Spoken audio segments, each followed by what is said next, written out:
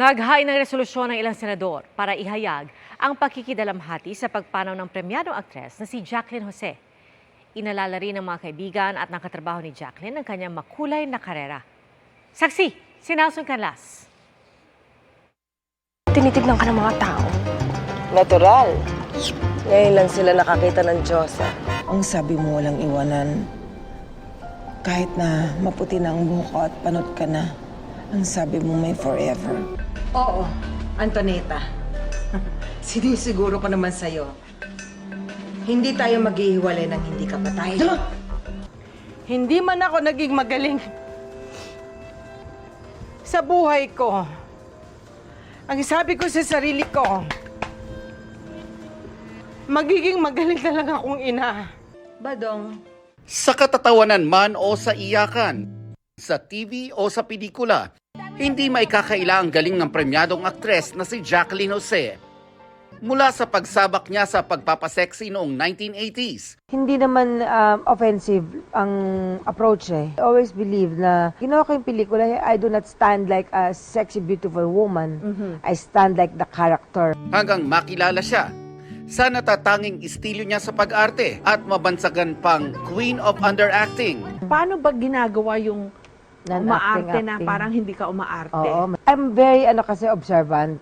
Mula bata pa ako, I like observing babae, ganyan. Tapos different ages. I'm a loner. I can sit in one area and lahat nagkakagulo and I can pinpoint 10 na favorite kong characters.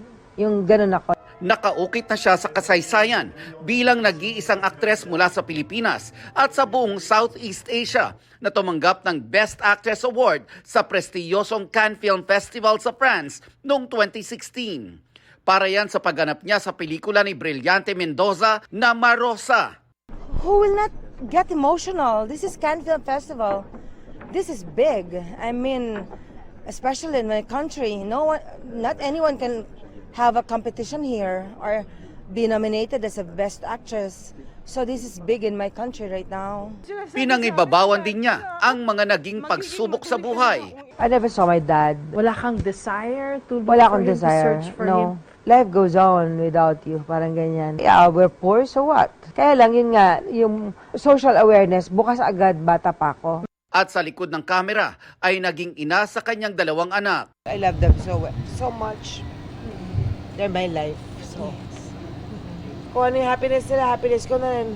Kung malayo, I can't do anything about it but to just be there for them anytime. Kanina, madamdaming kinumpirma ni Andy Eigenman na atake sa puso ang ikinamatay ng kanyang ina.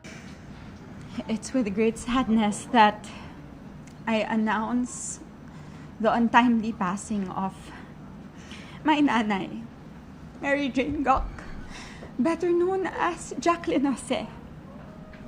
At the age of 60, on the morning of March 2nd, 2024, due to a myocardial infarction or a heart attack.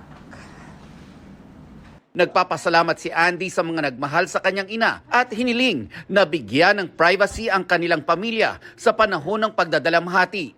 I'd just like to say that her undeniable legacy will definitely forever live on through her work, through her children, grandchildren, and the many lives she's touched. Sinabi rin ng PNP na naniniwala ang pamilya ni Jacqueline na walang foul play sa kanyang pagpanaw. Her life itself was her greatest obra maestra.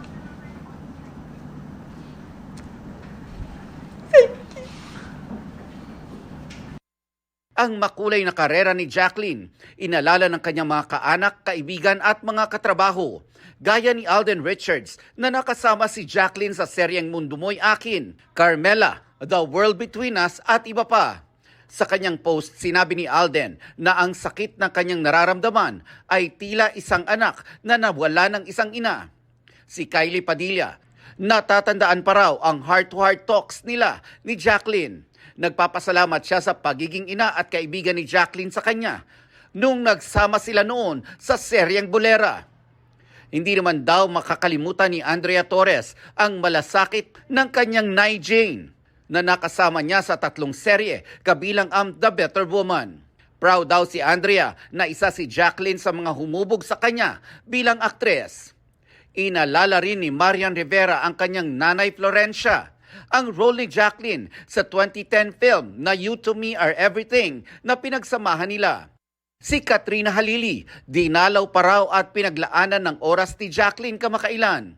Nagpaabot din ng kani-kanilang pakikiramay ang fans. Nakatakda ang cremation sa labi ng premyadong aktres ngayong gabi. Pinaplano na raw sa susunod na mga araw ang eulogy para ipagdiwang ang buhay at legasiya ng isang itinuturing na icon sa Philippine showbiz. I want longevity and kalidad. I don't want to be there and do what? Nothing afterwards. I want to create characters. Para sa GMA Integrated News, Nelson Canlas ang inyong saksi. Mga kapuso, sama-sama tayong maging saksi. Mag-subscribe sa GMA Integrated News sa YouTube at para sa mga kapuso abroad, samahan niyo kami sa GMA Pinoy TV at sa www.gmanews.tv.